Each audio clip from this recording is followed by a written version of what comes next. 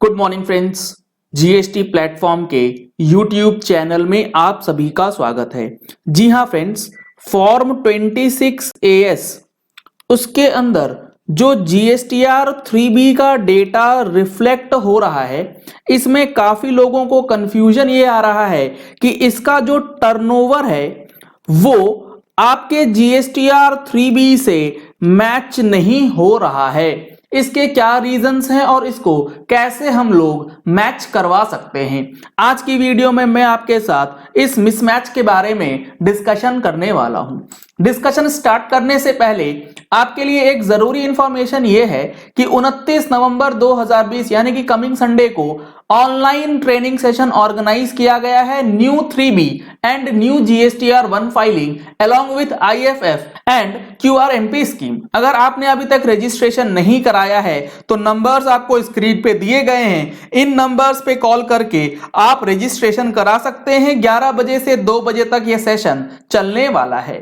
अब देखिए, मैंने आपके सामने ओपन किया है form 26 as for financial year 1920 assessment year 2021, क्योंकि अभी इनकम टैक्स रिटर्न जब फाइल कर रहे हैं असेसमेंट ईयर 2021 में, तो इसका डेटा जो है वो मैच नहीं हो रहा है।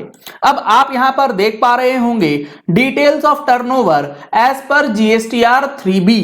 यहां पे अप्रैल से लेके फरवरी तक का डेटा रिफ्लेक्ट किया जा रहा है और यहां पर आप पेज नंबर 2 में देखेंगे तो मार्च का डेटा आपको यहां पर रिफ्लेक्ट होगा। लेकिन अभी सबसे पहला जो डिफरेंस है वो यहां पर आपको देखने को मिलेगा taxable turnover and total turnover के अंदर। यहां पर जैसा कि आप देख पा रहे हैं टैक्सेबल टर्नओवर है हमारा 0 और टोटल टर्नओवर में फिगर्स आ रही हैं, जबकि जुलाई महीने में हमारा टैक्सेबल टर्नओवर और टोटल टर्नओवर जो है वो सेम है। अब ये रीजन क्या है इसके पीछे, आपको ये समझना होगा। लेट सपोज आप ऐसे बिजनेस में इंक्लूड हैं या आप ऐसा बिजनेस करते हैं जहां पर टैक्सेबल भी सप्लाई आप कर रहे हैं, साथ ही साथ एग्जेम्प्ट सप्लाई भी आप करते हैं। तो जो हमारा फॉर्म 26 एएस है, इस कॉलम में टैक्सेबल टर्नओवर के कॉलम में वो सिर्फ और सिर्फ टैक्सेबल वाला पोर्शन जो है वो दिखाएगा। अगर आपका कोई एग्जेम्प्ट टर्नओवर होगा 200, तो ये 200 रुपए जो होगा वो आपके टैक्सेबल टर्नओवर में नहीं आएगा, बल्कि वो टर्नओवर आपका टोटल वाले कॉलम में इंक्लूड हो जाएगा। कहने का मतलब है कि इस एग्जांपल के लिए टैक्सेबल हो जाएगा 100 रुपया और टोटल टर्नओवर जो है वो हो जाएगा 300।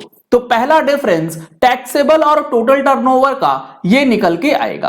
अब जो ये मैंने ओपन किया हुआ है इसके अंदर आप देख पा रहे हैं जुलाई 19 के अंदर टैक्सेबल टर्नओवर 18,45,000 रुपए दिख रहा है, जबकि टोटल टर्नओवर भी इतना ही दिखता है और बाकी में सब में 0 आ रहा है। ऐसा क्यों? तो ये मैं बता दूं, ये एक रिवर्स चार्ज का केस है। अगर आप रिवर्स चार्ज की सप्लाईज करते हैं या आपका क्लाइंट रिवर्स चार्ज की सप्लाई करता है तो वो टैक्सेबल सप्लाईज के अंदर जो फिगर है वो 0 दिखाएगा फॉर्म 26 एएस, क्योंकि जब आपने 3B भरी होगी या तो आपने फिगर डाला नहीं होगा या फिर आपने एग्जम्प्ट वाले कॉलम में फिगर जो है वो इंक्लूड किया होगा। अब सवाल ये आता है कि अगर ये रिवर्स चार्ज का है तो ये टैक्सेबल में क्या कर रहा है? तो जुलाई महीने में एक्सपोर्ट सर्विस एक थी, उस एक्सपोर्ट सर्विस को जैसे ही आप जीएसटीआर 3B के अंदर 0 रेटेड वाले कॉलम में डालेंगे वो उसे टैक्सेबल टर्नओवर जो है वो काउंट करता है, क्योंकि 0 रेटेड सप्लाईज एग्जेम्प्ट नहीं होती हैं, वो टैक्सेबल होती हैं, भले ही उस पे टैक्स का रिफंड आपको मिल जाए। इसीलिए यहां पर टैक्सेबल टर्नओवर के अंदर भी फिगर आ रहा है और टोटल टर्नओवर भी वही सेम दिख रहा है। बाकी सब में हमारे पास सिर्फ टोटल टर्नओवर है, क्योंकि ये सारे डोमेस्टिक सप्लाईज हैं और ये जितने भी डोमेस्टिक सप्लाईज हैं सारे रिवर्स चार्ज के ऊपर पेमेंट होना है रिसीवर के एंड से। और दूसरा जो सबसे बड़ा अपडेट आया है इसके अंदर कि यहां पर सिर्फ फरवरी महीने तक का डेटा दिख रहा है कई केसेस में।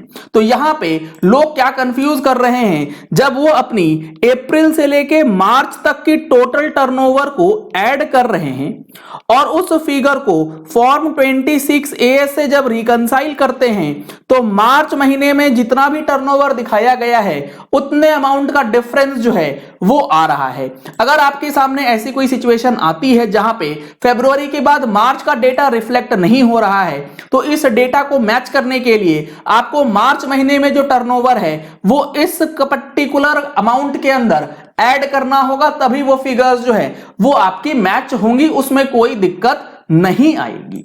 ये दो रीजंस हुए जहां पर फॉर्म 26AS और 3B के अंदर जो है डिफरेंस आएगा।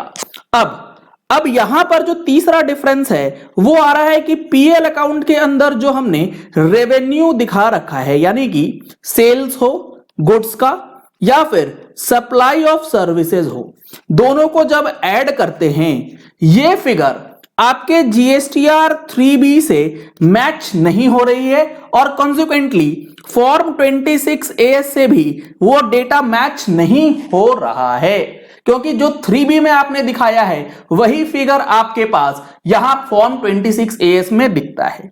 तो इसके कई कारण हो सकते हैं। नंबर 1, लेट सपोज आपने एडवांस रिसीव किया होगा फॉर सप्लाई ऑफ सर्विसेज, तो ये आपके प्रॉफिट एंड लॉस में इंक्लूड नहीं होगा, ये आपके 3B में आएगा और 26AS में भी दिख रहा होगा, लेकिन प्रॉफिट एंड लॉस अकाउंट में ये अमाउंट जो है वो इंक्लूड नहीं होगा, क्योंकि वो इनकम टैक्स के लिए टर्नओवर नहीं है, वो आपकी लायबिलिटीज में दिखता होगा। तो ये फिगर्स आपको रिकंसाइल करना होगा। Similarly sale of fixed assets, अगर कोई सेल ऑफ फिक्स्ड एसेट्स है तो वो भी आपको ट्रेडिंग एंड पीएल अकाउंट के रेवेन्यू पार्ट में इंक्लूडेड नहीं मिलेगा, जबकि जीएसटीआर 3B और फॉर्म 26AS में जो है वो दोनों ही फिगर्स आपको टर्नओवर में इंक्लूड करके दिखाया जाता है। तो ये कुछ कारण हैं जिसकी वजह से form 26AS, books of accounts और 3B आपस में मिसमैच करते हैं। आपको प्रॉपरली रिकंसाइल करना है, ऐसा नहीं है कि डिफरेंस है तो ये फिगर्स आपके गलत हो गए हैं, बिल्कुल भी ऐसा नहीं है। ये आपको रीजंस देखने होंगे, क्या रीजंस है कि आपका जो टर्नओवर है वो मैच नहीं हो रहा है। चलिए इस वीडियो को यही एंड करते हैं। आशा करते हैं कि अब आपको जो कंफ्यूजन नहीं रहेगा कि फॉर्म 26AS, 3B और बुक्स ऑफ अकाउंट्स का टर्नओवर जो है वो मिसमैच क्यों है। अगर आपने हमारी मंथली टैक्स मैगजीन अभी तक सब्सक्राइब नहीं कराई है तो सब्सक्रिप्शन लेने के लिए आपको नंबर्स स्क्रीन पे दिए गए हैं, इन नंबर्स पे कॉल करके आप सब्सक्रिप्शन ले सकते हैं। दिसंबर महीने का जो मैगजीन है उसके अंदर हम लोग जो recent notifications in respect of new scheme आई है वो पूरा अच्छी तरीके से आपको देने वाले हैं। अगर आपने हमारे चैनल पे फर्स्ट टाइम ट्यून इन किया है तो चैनल को सब्सक्राइब करने के लिए नीचे दिया गया रेड कलर का सब्सक्राइब बटन प्रेस कर लीजिए, साथ में जो बेल आइकन है उसे भी प्रेस कर लीजिएगा ताकि वीडियोस की नोटिफिकेशंस आप तक रेगुलरली पहुंचती रहें। Thank you and have a nice day.